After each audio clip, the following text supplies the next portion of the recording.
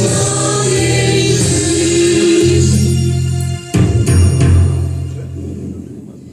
Dzieci Polaków jesteśmy, którym tu każe być los.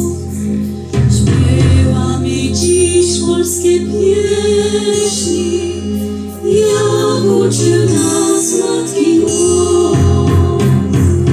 Kochać będziemy Ojczyznę, z nią dzielić troski i trud.